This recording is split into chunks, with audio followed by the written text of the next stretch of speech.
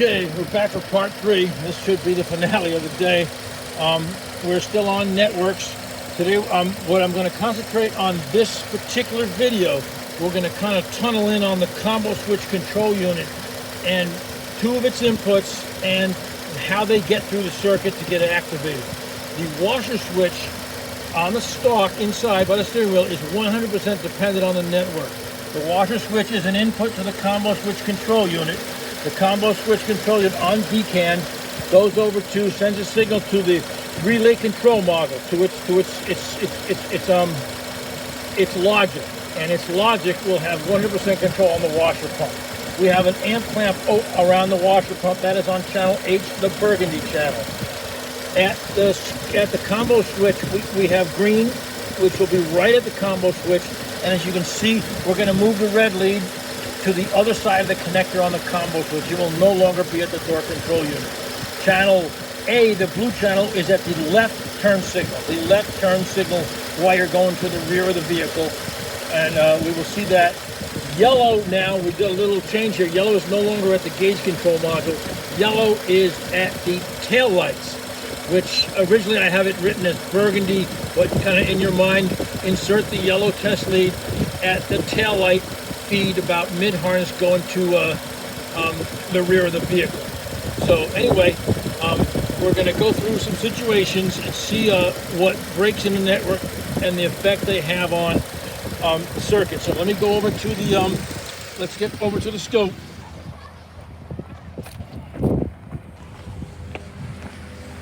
Scope is running, and we can see, let's see what a normal circuit looks like. Let's get her on there. Come on. We got the red, which is at the combo switch on the network side of the connector, the BCAN side of the connector. The green is at the combo switch side of the connector. So the purple is at the relay control module in the engine compartment.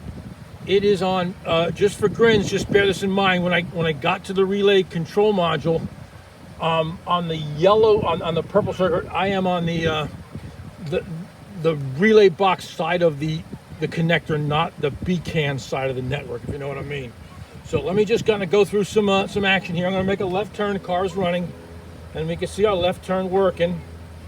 And if you look at your illustration, you know your turn signal switch is a direct hardwired input into the combo switch control unit.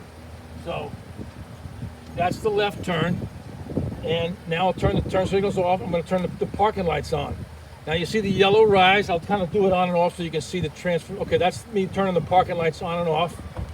And you can see that. Basically, those are the tail lights.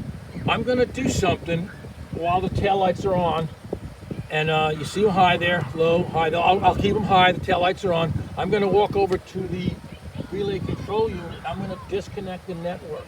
I'm going to see what happens to that yellow. Take a look at the yellow.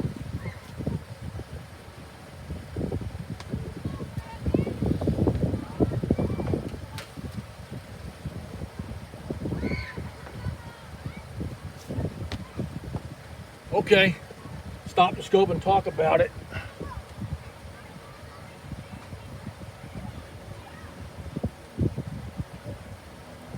Okay, we disconnected the connector at the relay control module. You can see it did its thing. That broke continuity with the rest of the network on purple. And let's look at it. Okay, that's its distress signal. I talked about that in the previous video. The tail lights relay comes out of the relay control unit, but you notice it never went south. There's a reason for that. The taillights are not 100% network dependent. They sort of hardwired it in this year.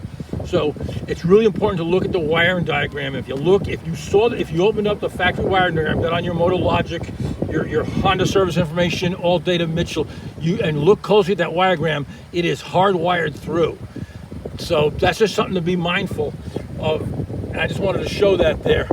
But anyway, I will put the relay, I'll turn the scope back on, and I will plug the relay control module back in and see what happens. Take a good look at purple and see what happens.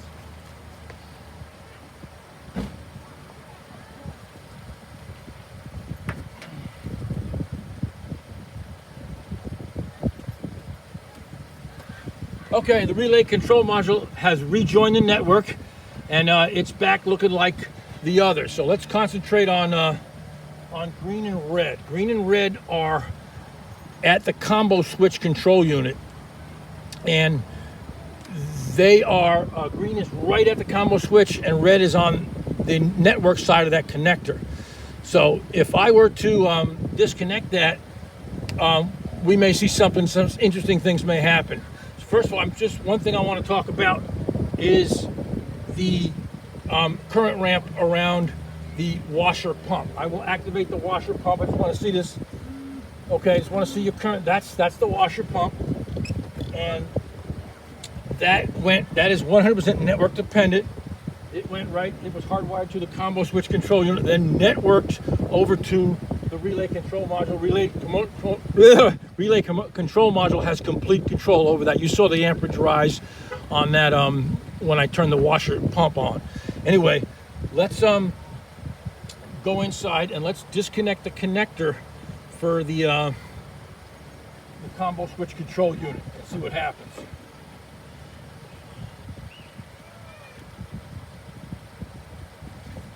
Okay, well, we got thick on green. You know what that means? That means it's under distress. The combo switch control unit is under distress because it's lost, it's broken its continuity with the rest of the network. Let me try to make a left turn. Left turn, nothing. Let me try the washer pump. Nothing. Now you can see how important that the network is as far as transferring that information if we ever had one of those components not working. So anyway, I will make a left turn. I will put a left turn. I'll put the stalk down in the left turn position, and I will make and break the connector at the combo switch control unit. Let's see what happens.